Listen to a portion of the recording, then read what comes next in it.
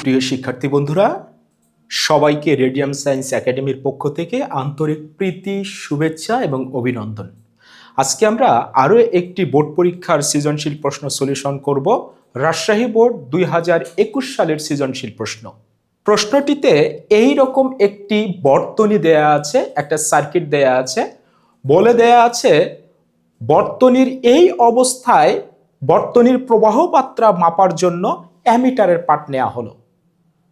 পরবর্তীতে 5 ওহম রোধের একটি পরিবাহী তারকে বি এবং সি বিন্দুর সাথে যুক্ত করে পুনরায় অ্যামিটারের পাঠ নেওয়া হলো।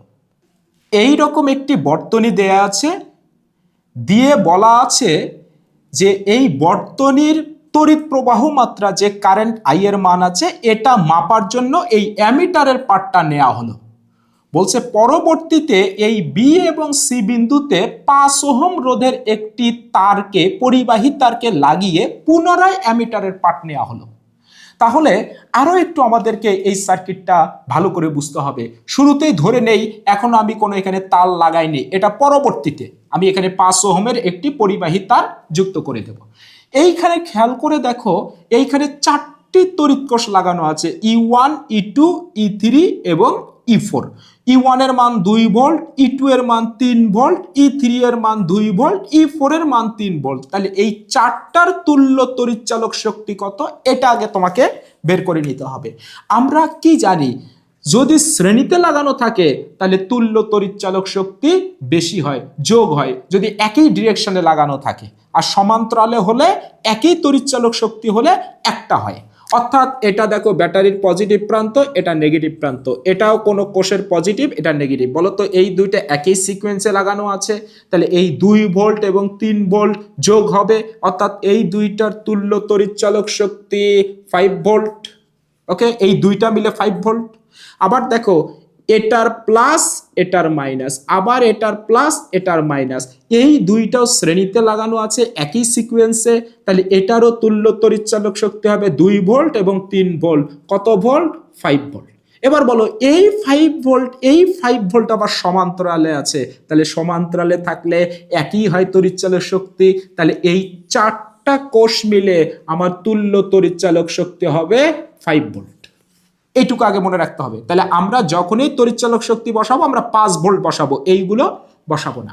এবার বলো তো ব্যাটারির পজিটিভ প্রান্ত যেহেতু এই দিকে এ কারেন্ট সাপ্লাই দেবে, বর্তনীর মূল কারেন্ট আই, এই আই কারেন্ট এইখানে এসে 2 ভাগে ভাগ হবে। ওকে, এই বিন্দুর একটু নাম দেই এ বিন্দু, এই দিকে আই কারেন্ট আসতেছিল, এই আই কারেন্ট এসে 2 ভাগে ভাগ হবে। এই দিকে কত কারেন্ট যাচ্ছে, নাম দেই I1, এই দিকে যাচ্ছে I2। এই I1 বি বিন্দুতে আসবে, এই I2 বি বিন্দুতে আসবে, এসে মিলিত হবে, হয়ে বর্তনীর মূল কারেন্ট আবার আই যাবে এর মধ্য দিয়ে, কারণ এখানে তো আমার শুরুতেই কিছু লাগানো ছিল না। পরবর্তীতে আমরা 5 ওহম মানে রোধ লাগাবো, সেটা তো পরে, তাহলে আপাতত 5 ওহমকে আমরা হিসাবে আনবো না শুরুতেই। এই আই কারেন্ট এই অ্যামিটারের মধ্য দিয়ে যাবে, গিয়ে বর্তনীটা কমপ্লিট হবে। তাহলে বলো এই অ্যামিটারটা কোন কারেন্ট মাপবে? এই বর্তনীর মূল কারেন্টেই মাপবে। গ নাম্বার প্রশ্ন বলে দেয়া ছিল প্রথমেই মানে শুরুতেই, মানে যখন আমরা বি এবং সি এর সাথে কোনো রোধ যুক্ত করি নাই, সেই অবস্থায় এই বর্তনীর তুল্য রোধ কত বের করো। তাহলে এটা আমরা খুব সহজে বের করতে পারবো। এ এবং বি বিন্দুর মধ্যে 2টি রোধ রয়েছে, এই 2টা আছে সমান্তরালে, তার সাথে এটা থাকবে শ্রেণীতে, খুব সহজে বের হবে। চলো বের করে নেই। তাহলে আর পি এর মান আমার হবে কত কত, 20 এবং 10। তাহলে এই দুইটার গুণফল হবে উপরে, আর এই দুইটার যোগফল হবে নিচে।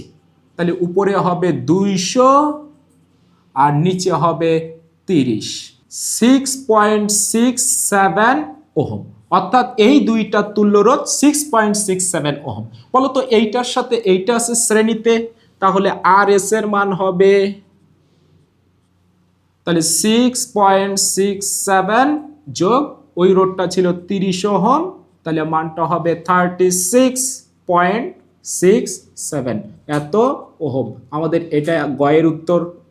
ঘ নাম্বার প্রশ্নে বলে দেয়া আছে কোন ক্ষেত্রে অ্যামিটারের পার্ট বেশি হবে, মানে এই অবস্থায় অ্যামিটারের পার্ট বেশি হবে না বি এবং সি বিন্দুতে 5 ওহমের পরিবাহী তার লাগালে এই অ্যামিটারের পার্টটা বেশি হবে। এটা গাণিতিকভাবে আমাদেরকে ব্যাখ্যা করতে বলেছে। তাহলে এই শুরুতেই মানে এই অবস্থায় বলতো অ্যামিটারের পার্ট কত, এই বর্তনীর মূল কারেন্ট আই যেটা হবে সেটাই। তাহলে চলো এই অবস্থায় অ্যামিটারের পার্ট মানে বর্তনীর মূল কারেন্ট আই এর মান কত বের করে নেই। তাহলে আই ইজ ইকুয়াল টু হবে, বলো এই অবস্থায় বর্তনীর তুল্যরোধ কত, 36.67। তার দুই প্রান্তের বিভব পার্থক্য কত, 5 ভোল্ট, এই চারটা মিলে 5 ভোল্ট, তাহলে উপরে হবে 5, 0.136 অ্যাম্পিয়ার। তাহলে বলো শুরুতেই এই অবস্থায় বর্তনীর অ্যামিটার কত পার্ট দেবে, 0.136 অ্যাম্পিয়ার পার্ট দেবে। এবারে কি বলেছে, আমাদের দ্বিতীয় অবস্থা পরিবর্তিত অবস্থা কি ছিল, এই বি এবং সি এর মধ্যে আমরা একটা 5 ওহমের পরিবাহী তার লাগাবো। চলো তো লাগাই। এই বি এবং সি এর মধ্যে আমরা একটা রোধ লাগাবো,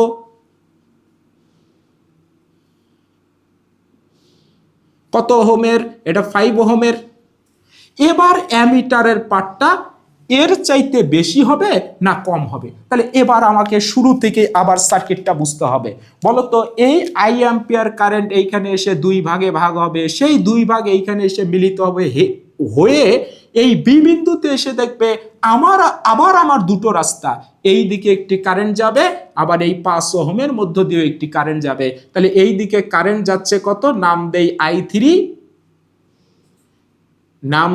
I3, তাহলে এই অ্যামিটারের মধ্য দিয়ে এবার I3 কারেন্ট যাবে, আর এই দিকে কত কারেন্ট যাবে, নাম দেই I4। তাহলে বলো এবার অ্যামিটারটা কোন পার্ট শো করবে, বর্তনীর মূল কারেন্ট I না I4 না, কত এই 30 ওহমের মধ্য দিয়ে যে কারেন্ট যাচ্ছে মানে I3 এর পার্টটাই হবে অ্যামিটারের পার্ট। ওকে, এই I3 এই I4 মিলিত হয়ে আবার বর্তনীর মূল কারেন্ট I হবে। তাহলে এবার আমাকে I3 এর মান কত এটা বের করতে হবে। চলো বের করি। বর্তনীর তুল্যরোধ চেঞ্জ হয়ে গেছে, দেখো তো এই দুইটার তুল্যরোধ আমার ছিল 6.67। এবার দেখো এই 30-এর সাথে যে 5 ওহম এই দুইটাও তো আবার সমান্তরালে আছে, তাহলে এই দুইটার তুল্যরোধ আবার আমরা বের করব। তাহলে ওই দুইটার তুল্যরোধ হবে, নাম দেই আর পি প্রাইম, কত কত 30 এবং 5। তাহলে উপরে হবে 30 গুণন 5, নিচে হবে 30 যোগ 5, 4.29 ওহম। তাহলে এই দুইটার তুল্যরোধ 4.29 ওহম, এই দুইটার তুল্যরোধ 6.67 ওহম। তাহলে বলো এইটার সাথে এইটা এবার শ্রেণীতে আছে, তাহলে এবার পুরা বর্তনীর তুল্যরোধ আর এস প্রাইম দেই। তাহলে এই দুইটা মিলে 6.67 যোগ ওই দুইটা মিলে 4.29, 10.96 এত ওহম। বর্তনীর মূল তড়িৎ প্রবাহ I ইজ ইকুয়াল টু, ওকে, তাহলে এবার বর্তনীর মূল তড়িৎ প্রবাহ কত হবে, আচ্ছা আগেরটা ধরেছিলাম I1, এবারটা ধরি I1 প্রাইম। এই অবস্থায় বর্তনীর মূল তড়িৎ প্রবাহ কত, তাহলে বর্তনীর তুল্যরোধ আবার হচ্ছে 10.96, আর তার দুই প্রান্তের বিভব পার্থক্য হবে 5 ভোল্ট, তাহলে উপরে হবে 5, 0.46 এত অ্যাম্পিয়ার। তাহলে এই মুহূর্তে বর্তনীর মূল কারেন্ট কত, 0.46 অ্যাম্পিয়ার। এবার আমাকে বের করতে হবে I3 এর মান কত, কারণ এবার অ্যামিটার কত পার্ট শো করবে, I3 কারেন্টটাই শো করবে হচ্ছে অ্যামিটার। তাহলে I3 এর মান যদি আমরা বের করতে চাই, I3 ইজ ইকুয়াল টু, বলো তো কোন রোধের মধ্য দিয়ে আমরা কারেন্ট বের করতে চাই, এই 30 ওহমের মধ্য দিয়ে। তাহলে এই 30 হবে নিচে, আর বলো তো উপরে কি হবে, ওই 30 ওহমের দুই প্রান্তের বিভব পার্থক্য। তাহলে 30 ওহমের দুই প্রান্ত তো এই বিন্দু মানে বি, আর এই প্রান্ত মানেই হচ্ছে সি। তাহলে উপরে হবে ভি বি সি, অর্থাৎ এই 30 ওহমের দুই প্রান্ত যেহেতু বিসি, তাহলে উপরে হবে ভিবিসি, মানে বি এবং সি বিন্দুর দুই প্রান্তের বিভব পার্থক্য। এবার তোমাকে ভিবিসি এর মানটা বের করে নিতে হবে। কিভাবে বের করব, চলো তো বের করি। তাহলে V B C is equal to formula হচ্ছে আই আর, কোন আই, এই বি বিন্দুতে কারেন্ট কত, প্রথমে যে বিন্দু থাকবে সেই বিন্দুতে কারেন্ট। বলো তো বি বিন্দুতে কারেন্ট কত, বর্তনীর মূল কারেন্ট ধরেছে আই প্রাইম, বলো তো কোন আর হবে? এই বি এবং সি এর মাঝখানে যতগুলো রোধ আছে সেই তুল্য রোধ হবে। তো বি এবং সি এর মাঝখানে রোধ আছে তো দুটো, একটা 30 একটা 5 সমান্তরালে ছিল। বলো তো তার তুল্য রোধ আমরা বের করে নিয়েছি এই যে 4.29 ওহম, অর্থাৎ আর পি প্রাইম। তাহলে আমরা আই প্রাইমের মান কত পেয়েছি? 0.46 অ্যাম্পিয়ার গুণন আর পি প্রাইমের মান কত পেয়েছি? 4.29, 1.96 এত ভোল্ট। তাহলে এই বি এবং সি দুই প্রান্তের বিভব পার্থক্য পেয়েছি 1.96 ভোল্ট। তাহলে এখানে আমরা একটু মানটা বসিয়ে দেই।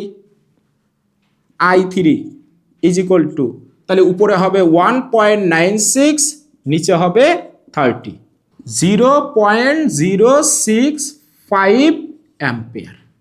ওকে, তাহলে বলো শুরুতেই আমার এই অ্যামিটার কত পার্ট দেবে? 0.136 অ্যাম্পিয়ার। আর যখন আমি এখানে 5 ওহমের একটা রোধ লাগাবো তখন কত পার্ট দেবে? 0.065 অ্যাম্পিয়ার। তাহলে বলো কোন ক্ষেত্রে পার্ট বেশি ছিল? পূর্বে